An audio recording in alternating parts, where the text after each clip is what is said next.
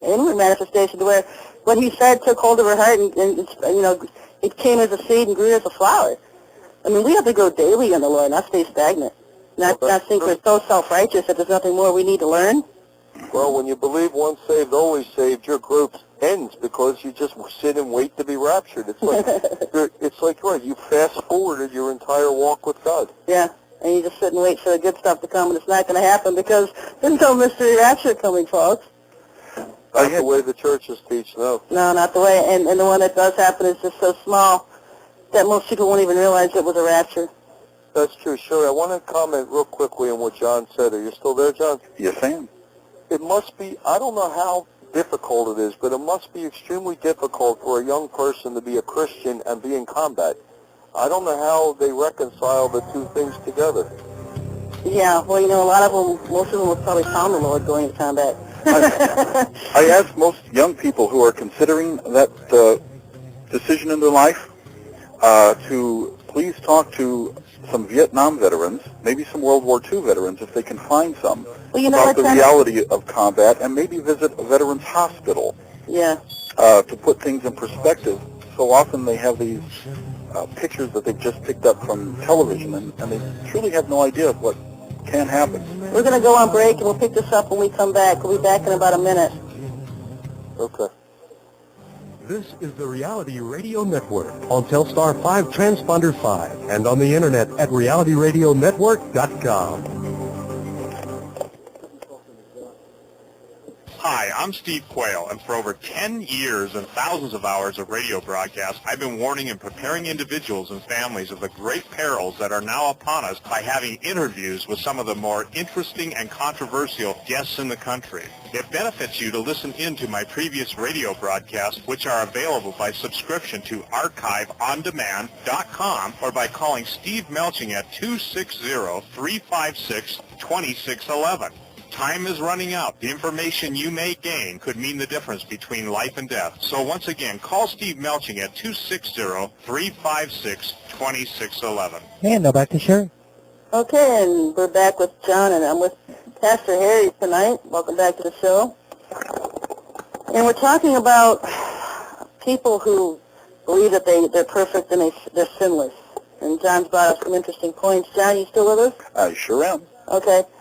One of the things this week is that the whole thing with the military being, some wars are sanctioned by the Lord, and you saw the Lord throughout the Old Testament sanction and anoint his people to overtake lands and cities and nations for whatever reason.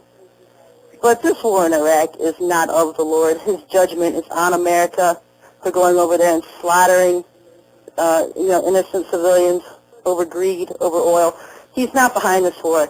And I don't know how many false prophecies I've read online where the Lord is behind this war and all this, and you just want to gag.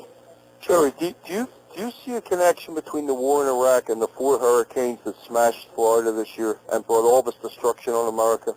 Well, the hurricanes could have been the Lord's judgment, but we also know a lot of it has to do with HAARP. And southern Florida is definitely one area they want cleared out. They want it cleared out of civilians. Well, it's getting that way. Yeah, and when it's not just these hurricanes, it'll move into, it's going to move into earthquakes and, bigger and worse things. I mean, they are fully prepared to cause somewhat of a pole shift just to get their agenda rolling. So if our government, with their own HAARP, weather technology and weapons, can cause a pole shift, do you really, the hurricanes are just a practice. What exactly is HAARP? Well, it's everyone asks me what that, I never memorized, HAARP, people can Google it. It's a weather modification weapon that our government has created off of the one the Russians had back in the early 80s. And so we've got Russia and America dueling it out to control the weather patterns around the world, and they can cause destructions anywhere they want to. Well, it looks like they did a little better than we did this summer. Yeah.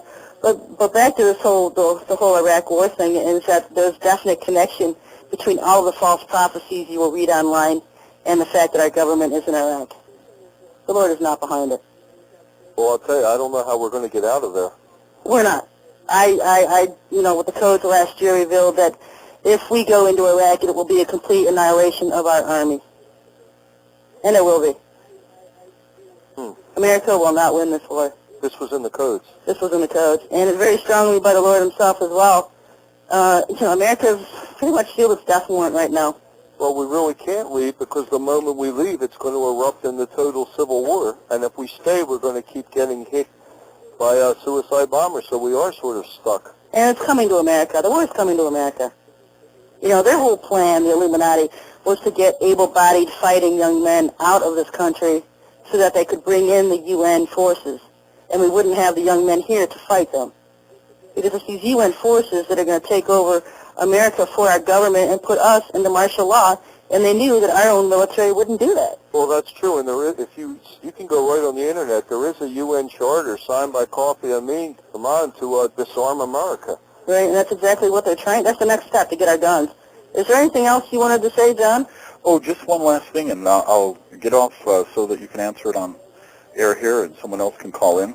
And that is, you had mentioned about the necessity to prepare for the times that are coming so that you'll be strengthened by the time they arrive. And there's a fine old movie called Sophie's Choice, and it was about a normal citizen during the Second World War who was confronted with terrible choices several times through the movie, and each time she was unprepared, and she made choices that probably anyone who was unprepared would have made under the same circumstances, but they destroyed her soul. And it's a rather sad movie, but something I think would be worth viewing for a lot of people to show how treacherous, how quickly something can come upon someone if they're not prepared, and how they can make a bad choice, a poor choice, something that can destroy. It's important to get your spirit strengthened, and I can't say it enough. That's true, because if not, you'll just panic. That's what you're talking about. So I think Mel Gibson was in that movie, wasn't he? And Meryl Streep. Oh, it's a different movie. Mm-hmm. All right, well, thanks for calling tonight, John. Thank you. Always love to hear from you. I love your program. Thank you very much. He always sets the tone. He's got the heartbeat of America with his questions, don't you think? Yeah, yes, he does. He always knows exactly what to ask, and he's just very nice to talk to. And this war is getting to be a very big thing because there seems to be no way out of it. And there isn't. I mean, I last year, and things can be delayed, and they have been. But that's why I don't like to post dates and codes. I will post months or whatever, because whenever you post a date, you can always almost find the word delayed next to it or accelerated. Yeah, why is that, Sherry? It's just the Lord's timing. It's the Lord's judgment on things. So it's pretty useless to even do dates. It's useless. I do months because whenever you post a date, you'll find accelerated and delayed. So why post it? There's certain things that will happen, and obviously the Iraq War, I knew that was coming. I posted that. And the other thing that was coming was the North Korea Holocaust. And so this whole thing was preparing for Iran. I think it's a smokescreen. I think they're preparing for North Korea. North Korea? Yeah, because what I have seen is Iranian missiles in the cities of America. But I haven't yet been able to see where we're totally in Iran. What I've been led to is the North Korea Holocaust, because that is the one that's going to be dominant. We'll have Iranian missiles here, and there's going to be a huge World War III that's going to hit the head. But that's more or less, preparing towards Armageddon as well. That could be either one. Well, they say now North Korea could hit California with their missiles. Well, North Korea had missiles that didn't detonate, that hit Alaska. Every one of these little countries have missiles that could hit an American city. Right. Every one of them. That's good to know. And Iran is backed. I mean, as soon as we even touch Iran, you are going to see Ezekiel 38 at your back door. Well, Russia's already speaking against America, and they're sort of subliminally threatening us that, hey, you can't go into Iran. They have a right to do what they want. Well, they're allies. Well, right, and Russia wants to build another nuclear reactor for Iran for $40 million, so they're going to get, I think they will come down with Iran to protect... I think if anybody attacks Iran, it's going to be Israel, because the United States just can't afford this little Iran thing when they're trying to get North Korea.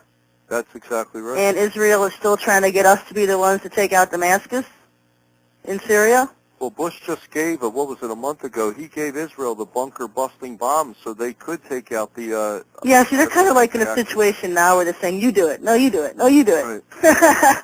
Between the two? But somebody is